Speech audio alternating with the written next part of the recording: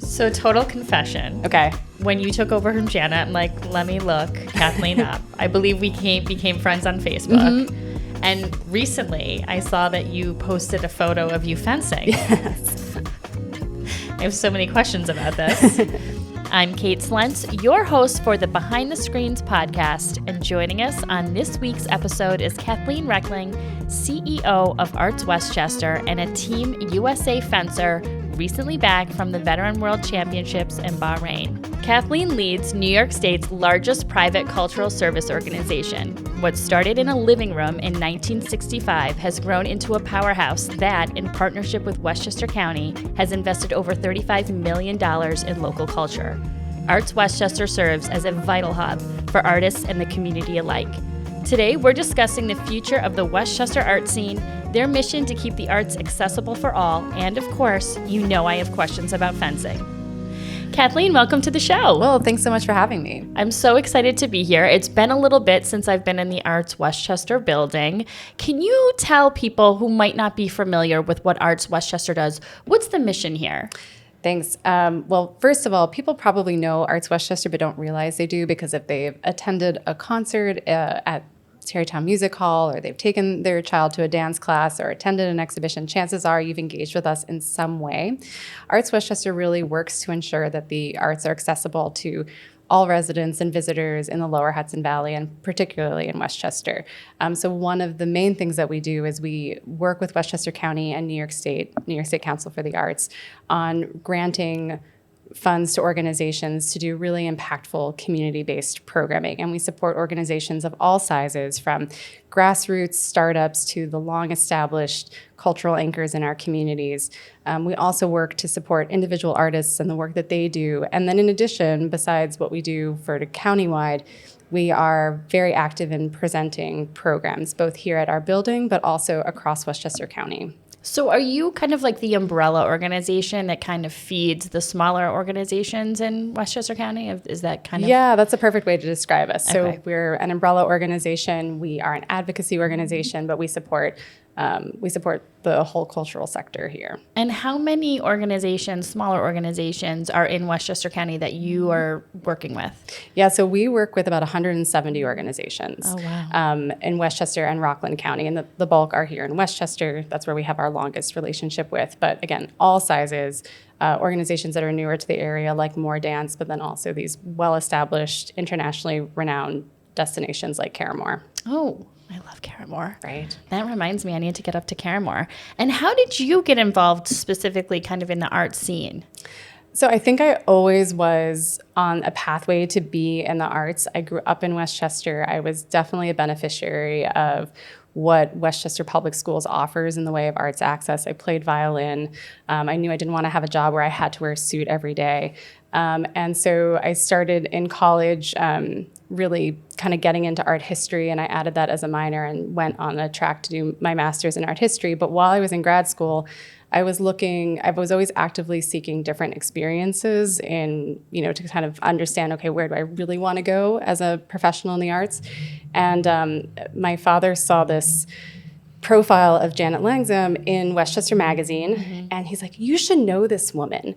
And so I looked up, then it was Westchester Arts Council, and I saw that they were taking summer interns. So I interned in the communications department here, writing for Arts News and working on a couple of countywide initiatives. And so that was how I first got to know the organization. And then years later, when I was looking for full-time work in the arts, I applied to be the gallery coordinator. So that's how I came to ArtsWestchester. But I've always been really interested in the ways in which artists are storytellers and reflect our time, and trying to create spaces where those stories can be told and people can see themselves differently through the arts. So this is kind of always what I wanted to do. Didn't necessarily expect that I would be running an organization, but Here we are. Here we are. In the office.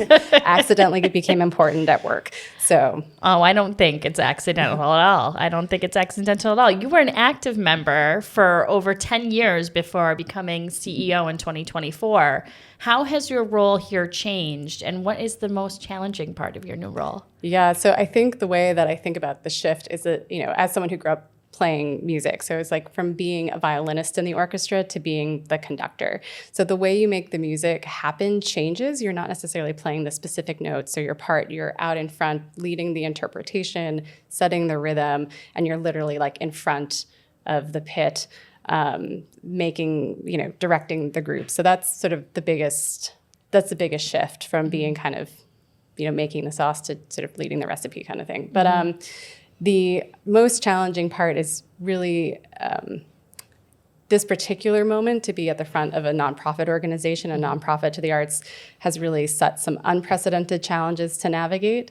So there's just a lot of things to kind of keep moving at any given time. But I have really the best team behind us, so we pivot really well even when challenges come up. I would like to talk a little bit about the challenges that we're kind of facing currently. And I know I don't want to go down the political rabbit hole or anything, but from someone who has a 3-year-old who went from last week saying she wants to be an astronaut to a police officer and now wants to be a painter. And I keep explaining that's artist. You don't want to be a painter, you want to be an artist. How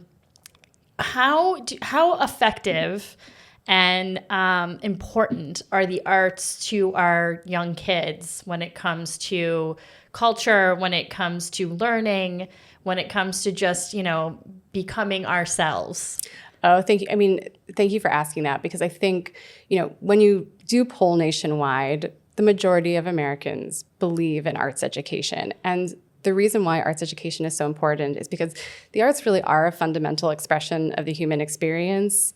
They help us better understand and connect to each other, recognizing differences and celebrating them, but also they're ways that we share culture, right? Like our traditions are passed through, whether it's the culture of food, which is an art in itself that you know a lot about, but dance. So it just helps us become more empathetic. It helps us build those communities. But then, there's these other side benefits too that are valuable. They promote, you can use music to help teach math. So they also help us understand complex subjects in different ways, because not everybody learns the same way. And then, of course, as we're thinking for things like job readiness, creativity is one of the most important things that employers look for in their workforce. And the arts help us think outside the box and solve problems. So the more arts we can get throughout our lives, but especially when we're young, just the better we're prepared for facing the real world. Yeah. I was just thinking about how you were saying how, artists and music tell story. And I think, and this is kind of very tongue in cheek, but, Spotify came out with that like recap of, who you are in 2025 based on your listening habits. I may be 87 years old, who knows? But it just is so interesting that, when you see something like that and you think about your music choices, how influential people in your life, come to be, and the stories that you're listening to and what you're gravitating towards becomes like super important. Yeah, I think I've been listening to Lily Allen's West End Girl a little bit too much. That's been a visceral gut punch, but that's like the power of really good art, right? Yeah, so. I love that. And what's the most rewarding part of your job right now? Oh, I mean, every day you get to hear a story about how ArtsWestchester has helped in some way in the community, whether it's, getting an artist who was working on a particular project and now they've really been able to find other funding or expanded that project, or an organization that this is really, our funding has been really transformational for, or someone who came, a family who came to one of our recent Second Saturdays and said, this is great, we were able to spend time together, we're able to get the kids off the screen. Just there's everyday stories of how the arts and how our organization makes lives better. And so that's the most rewarding part. And then, just again, we have like the best team of people here who, kind of give me the benefit of having like a thank God it's Monday job. Like I love coming in to work with these people, but the impact we have is genuonely why I get up in the morning. Oh, that's so sweet. Thanks. That's really sweet. Sometimes I can be. Once in a while it comes through. I want to talk a little bit about an exhibition that happens at ArtsWestchester. Can you walk us through what the birth of that kind of looks like, how everything kind of gets up on the wall, how you curate? Yeah. A big part of curation is being like fully engaged in what's going on. So getting out to the museums, getting out to galleries, visiting artist studios. And so looking at a lot of things and not just being engaged in what artists are doing, but then sort of zooming out and looking at what broader conversations are happening. So a lot of exhibitions that we've done here come sort of from an artist first. We see a piece of work that's really captivating and we go to unpack it, and then we see, okay, who else is working in this subject or in this way? And what is the subject really, or what is this artwork really saying about the moment? So our strongest shows are really driven from what artists are doing. But every so often we'll have an opportunity. We did an exhibition in 2017, 2018 that was responding to the centennial of women's suffrage in New York State. And we sort of asked ourselves, what does that centennial really mean? And this happened to be at a time where there was a lot of conversations around gerrymandering. And so we were able to secure funding where we commissioned artists to make work around the concept of suffrage. And what that means for today. And that was a very contemporary exhibition where artists were dealing with subjects like gerrymandering, where we commissioned artists to transform voting booths. And so a show can come from lots of different places, but it's always driven by what conversations are happening among artists that reflect the conversations that are happening in our broader community. So that's where it starts from. And then there's that process of research. Curation is very research-driven. Again, it's getting back out to the studios, talking to artists, simultaneously hearing from them, but also selling our space and what we're trying to do with the project. And then they're kind of these living, breathing projects that as you meet people, that sort of refines itself and you develop the themes within.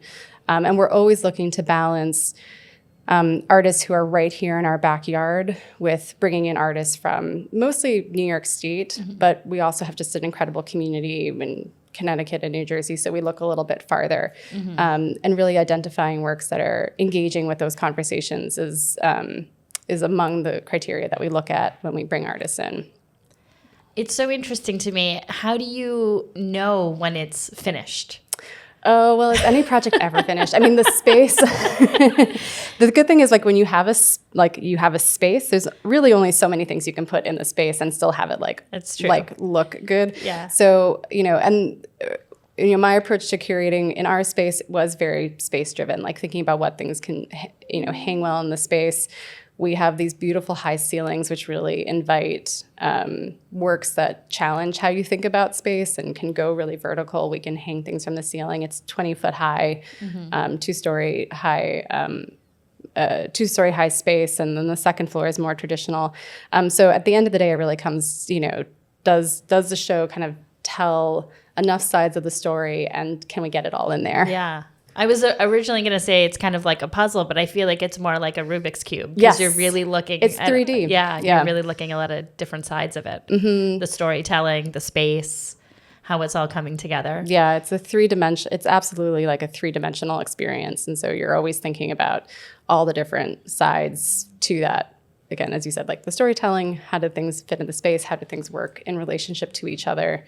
What voices are missing from the table? And you can't always get everybody there, but you certainly try to be as inclusive and thoughtful around a subject as we can be. I love that. Thanks. And what do you have up currently?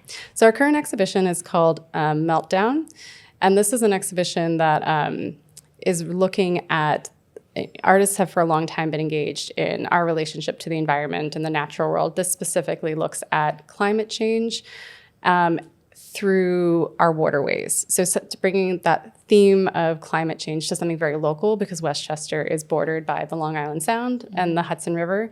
And so thinking, in that post-Sandy world where we're talking about storm surges in ways that we weren't, how does water and ice kind of tell the story of climate change? And how do we come up with the names? Meltdown. So we sit in a room and we throw things out at each other. This has an evolving title. The original title for the exhibition, I think, was On Thin Ice. We changed that. This was a hard one to come up with, a title that wasn't triggering for different reasons. But Meltdown was where we landed. But it's, the kind of the curatorial team in the office seeing what feels right for the themes in the show. Now, modern galleries are kind of moving away from this just art on the walls and kind of moving into immersive experiences. Are you using any kind of technology or immersive experiences here at Arts Westchester?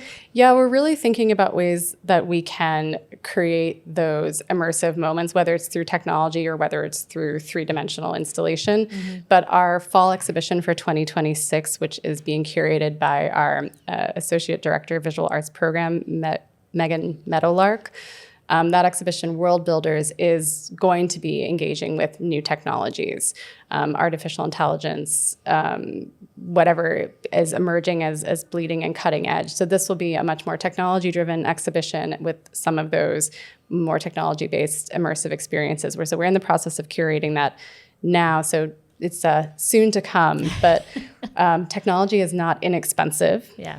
So thinking about ways that we can upsource our space to be able to use those technologies. We will likely have a pop-up maker lab for that exhibition, and we're collaborating with a number of people working in that space so we can kind of get people to get hands-on with how those technologies are used. So interesting. So that's kind of how you're being immersive, is that you can actually touch, feel, do something that, Yep. Wow. So interesting. Yeah. And how do you come up with all the topics and the stories and... Well, again, it's really about listening and watching. And so, you'll see things that people are, you might have this like, oh, this is something that I think would be really interesting for an exhibition. But then when you go out there and you're looking at the artwork, maybe it's not something artists are engaging with. So then you step back and say, okay, what are a lot of artists working with? And, one exhibition that we did really, it was the first iteration of Crossing Borders, which I curated in 2015. There was an individual artist, Bibiana Huang Matthias, who bought me this beautiful portfolio of photographs that she'd taken looking at her heritage as Chinese American. And that particular body of work, I was like, we need to do something with this. And then that became the genesis for looking at an exhibition that was broader about the contemporary immigrant experience. And we found other artists that were working in that vein, talked to other curators and did that show. We revisited that exhibition 10 years later with a whole different group of artists and a different curator, Adam Chow. So because the context changed, so we felt like it was time to go back to that theme. So interesting. You're really finding inspiration everywhere. Yeah. There's always something. There's a story in like everything. We did an exhibition on bricks, right? Who would think about, bricks as a subject? But the Hudson Valley has a long history of brick making, and there's a lot of artists engaging with it. I now have bricks all over my office. This building is made of bricks. But there was a lot of source material in that, and it's one of an exhibition that people talk about a lot still years later. Incredible. Bricks. I wouldn't have thought bricks. No, neither would I. But again, one of our favorite exhibitions, and one I probably get teased about a lot. I'm now like the brick lady. So, the brick lady. The brick lady. Now, I know the gallery is a place of reflection and inspiration by day. And I know that you kind of sometimes transform it at night into an event space. What is it like to host a gala or a private event here surrounded by this beautiful art? I mean, I think it's the best place to throw a party because you have just this visually interesting space that there's, again, like stories all around you and compelling works that just animate everything every space that you're in. So I think people that are really looking for unique experiences, and when you're talking about, immersing yourself in something, being in a space that's not just a white box, but is brought to life by artists, makes something completely unforgettable.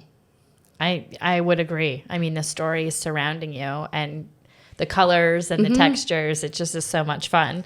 And how does the art change the energy of the room, depending on how you're using it? So that's a really interesting question because again, we have this very big space. If you're talking about our space in particular, when you have something like that's there now, where we have this 2-story installation that's very poetic and beautiful and ethereal, it has a cooling effect in the space. So you walk in and you kind of have this like quietness about it. But a few years ago, we had an exhibition where we had a giant weather balloon wearing a blue satin corset suspended in a soccer net. And that's just full of whimsy, right? Yeah. This weather balloon that could go away, but is also wearing a corset. And so the art that's in the space can take it from being, warm and whimsical to being sort of introspective and poetic. So, art makes a space for sure. So pretty. I can't wait to get down there and check it out. Yeah, I can't wait to show it off. In December, the New York State Council of the Arts awarded ArtsWestchester almost $350,000. The recent state funding was highlighting your mission to keep arts accessible. In your view, what's the biggest barrier to arts access in Westchester today? Is it cost, geography, or something else? And how are you using this funding to specifically dismantle that barrier? Mm-hmm. One of the things we've learned since the pandemic is that people who were used to going into the city for the theater or for museums are now looking for opportunities closer to home. And that's a trend that we've seen here for like hyper-local arts experiences, but it's also something that's been happening nationwide. So one of the biggest things is people just need to know what's going on because there literally is something happening every day in every corner of the county, but not everyone always knows. And so a big part of the work that we do generally is marketing and raising awareness of everything that's happening across the county. The funding that we use is really about a lot of what we do is around arts access. So this particular support that we have from NYSCA and the ReGrant program, New York State Council for the Arts, we have a lot of acronyms, NYSCA. That particular funding really is supporting very grassroots-based projects and community-based projects, some of which are happening at arts organizations and some of which might be happening at other types of nonprofits like libraries. And so that's one way to sort of break down the barrier to access is to expand where arts experiences can be had. And so we work very hard to support really programs that are happening in every corner. Mm-hmm. Amazing. Is there something specific that you're working on right now that could be an example of that? So one of the projects that good question. There's so many. Let me think. Take your time. Yeah. One of the programs that we lead, and some of the funding that we have from New York State that supports individual artists is sort of an example of how this gets sort of put into action. So we have a series called Westchester Roots. We do this work with this particular series of programs is often done in collaboration with different municipalities as well as cultural groups. So we do a day of Ecuadorian culture in Sleepy Hollow. And so that happens in a park. It's a whole day of music and dance and food and visual arts, but it's happening right where residents live and a park that people go to. And one of our other signature programs is our ArtsMobile. This was something that we started in 2018. We have support from Westchester County. We have support from White Plains Hospital and M&T Bank. And this fully outfitted van goes to housing authority properties. It goes to farmers markets. It goes all over and provides to the people that participate in the workshop free hands-on art making.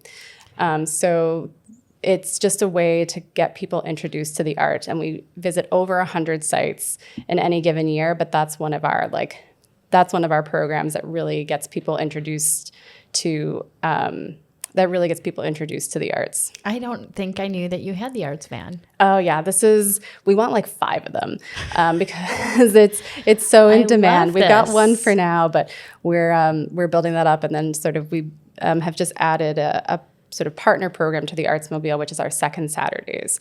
So that happens here in our gallery the second Saturday of each month, free art making workshops for families. They can visit our exhibition, and then the workshops tie back to the artwork that's on the walls. So all ages. All ages. Bring in the kids. Bring in the kids. Okay. You can keep them busy for a couple of hours. There's multiple workshops going on at once. They can burn off a little bit of energy. Yeah. They can learn how to do some weaving or how to express themselves through a drawing. I love that. I mean, that's so important. And I love that you're, not only teaching them, but also giving them a hands-on activity to do, which, again, for someone who has a 3.5-year-old is definitely a plus. Yes, well, you're 3.5-year-old, and you are more than welcome to come visit us on a second Saturday.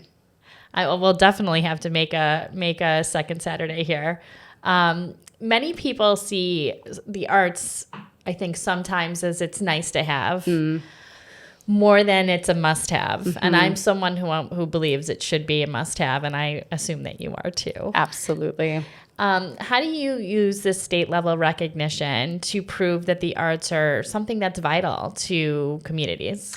One thing I think people often don't realize is just what a powerful economic driver the arts are. In Westchester alone, the arts generate $182 million to go back into our Westchester economy. So people that don't necessarily see, that the arts don't have value, the arts have a lot of value. And also I'm pretty sure those people also have a Spotify Wrapped. And probably have several streaming subscriptions. So those are the arts as well. So this state level recognition just, again, helps us reinforce, because most of this funding that comes in goes back out to artists. So the organizations that get it, they hire artists, they hire adjacent sectors like, art handlers or transportation. So all of that goes back into the communities and supports jobs. So that's a big part of the story that we tell, because it's the part that sometimes gets a little lost, but it is a part that people that challenge the value of the arts can sometimes understand differently, that the arts really are an economic driver. Well, I'm going to switch gears a little bit and talk a little bit about sport. Sure. Which I feel you're going to make the case for is very artistic. I absolutely probably will. They go hand in hand beautifully. So total confession. Okay. When you took over from Janet, I'm like, let me look Kathleen up. I believe we became friends on Facebook. And recently I saw that you posted a photo of you fencing. Yes. I have so many questions about this. You recently returned from Bahrain representing Team USA. First of all, why is it veterans? Why do I feel like we need that in front of the world championship competition? So the way I will define veterans, it's for those of us that learned how to type on a typewriter. So it's the masters category. Okay. And so there's different age groups starting now, thankfully, at 40, which I had never been so excited to age up as I was when they added the 40s age category. So I'm campaigning that we change it from veterans to masters. Can we start that? I would really like that to happen, because it's so confusing, because we also have a military vet program. But I guess it's veterans in life. So okay. But I still feel, I'm looking at you and you don't feel like a veteran to me. So how did you get involved in fencing? So my mom had fenced when she was in her 20s and 30s. And so I kind of always grew up with the weapons in the house, and we refer to them as weapons, just to clarify. So it was something I always wanted to try. And then I was really fortunate that my high school, Ardsley High School, had a team. And so that was really where I formally gave it a try, loved it from day one. And given that something that my mother had done when she was younger, she knew kind of what I needed to do to play catch up. And I was threw myself into it. I got to start doing World Cup level competitions before I graduated from high school, and had that incredible opportunity to fence Division I as well, and travel a lot to places like Slovakia and Cuba and France. And so really got this incredible education outside of what I might have been doing in school. So the sport has absolutely played a really important part in my personal journey. And I also coached at Ardsley from as soon as I graduated up until quite recently. So to sort of kind of keep that loop of giving back going. Yeah, I can imagine. And are we using anything that we're mentally preparing for a world championship, using any of those kind of techniques and practices in fencing when we're coming back here and, running a major nonprofit? Yeah, I did not, there's no coincidence that I think the statistic is something like 52% of women in C-suite jobs played sports at a collegiate level. Mm-hmm. There's probably nothing that got me better prepared for leading an organization than being in sport, and probably particularly fencing, since it is technically a combat sport. But the sort of discipline that it takes to get ready is a big part of leadership, but also what sport always teaches you is, short-term, long-term, mid-term goal setting, and what happens when you don't quite get there. How do you adapt how you're training or your preparation? So it really is a sport that, and sports in general, teach you about adapting and how not to sort of see when setbacks come, how to see those maybe as opportunities to take a bigger leap forward when you get past that. And that kind of mentality, the adaptability, the determination, definitely, and the competitiveness, because there's like a big competitive element to leadership as well. Mm-hmm. Even though we work a lot around collaboration, all of those things really help prepare for running an organization. Well, thinking on your feet, I'm sure. Definitely. So interesting.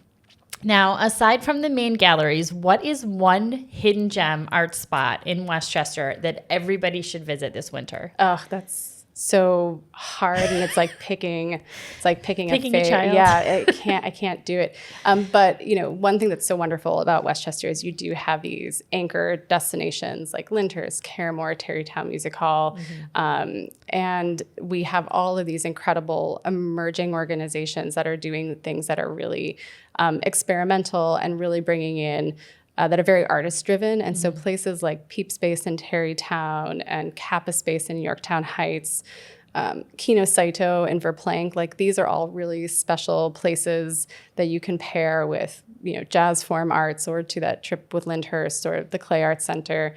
So there's a lot happening that, I can't just name one, so I'll throw out kind of that list of them, but there's a lot of real gems to experience. Is there something that you particularly, maybe a topic or an exhibition coming up that you kind of have your eye on from a personal level that you're like, I just cannot wait for this to pop up and to go explore it? Well, I'm always really excited by what's happening at places like the Newburgh and the Hudson River Museum, largely because the visual arts are my core wheelhouse in terms of like how I spend my free time. But the Newburgh has been doing a project with Edgar Heap of Birds, who's an artist that I love, and I had the opportunity to work with the National Museum of the American Indian on the Venice Biennale, and he was the artist that was representing the U.S. that year. So that was like a project that was really transformational for me. So love that that artist is here in Westchester and at a venue so close to home. That's wonderful. And in one sentence, what does a fully accessible Westchester art scene look like to you in 2026? That every corner you turn on, there's a way to experience the arts. And we're pretty close to being there. Given the current climate with nonprofits and the cuts in funding, how can people best support Arts Westchester? So, obviously this year has been a challenging year for nonprofits across the board. In March, Arts Westchester, along with many other Westchester organizations, received notice that our federal grants had been terminated. So funding was pulled overnight. Now, the total amount of terminated grants in Westchester from federal agencies is about $2 million. Now, over the course of the year, organizations have worked hard and advocated hard to have some of these grants restored or to complete projects so that they can receive partial funding. But at the end of the day, this was a pretty big signal about the future of these agencies. So places that we had turned to not only for funding, but as kind of guideposts for what the arts and arts funding can look like had just completely changed overnight. So that creates a particular set of changes and challenges. And similarly, with shifting national priorities, organizations have had to really do introspective work to think about their missions and how they continue to carry out those missions and maybe talk about them in different ways. with other changes that are happening and impacts to things like healthcare, the impact of the tariffs, those all have trickle-down effects. So, of course, this year, ArtsWestchester and agency departments across the county received significant cuts. This was not unexpected, again, given this sort of trickle-down effect of other changes that are happening. We are trying to see this moment as an opportunity to think about the funding that we have and how we can make it work better for the organizations, but it does remain a challenge that a lot of the public funding that's been there is not there in the same way. Mm-hmm. So, we are kind of shifting to how we're supporting organizations, trying to create more opportunities to inspire collaboration, think about ways that we can provide resource and increasing efficiency. So as an organization, we're adapting to how we serve, that we are more than just a grant maker. We are a resource. We are a connector. So getting organizations together on a regular basis, convening around particular topics has been very important to us, and we will continue to do more of that work in 2026. It's really important that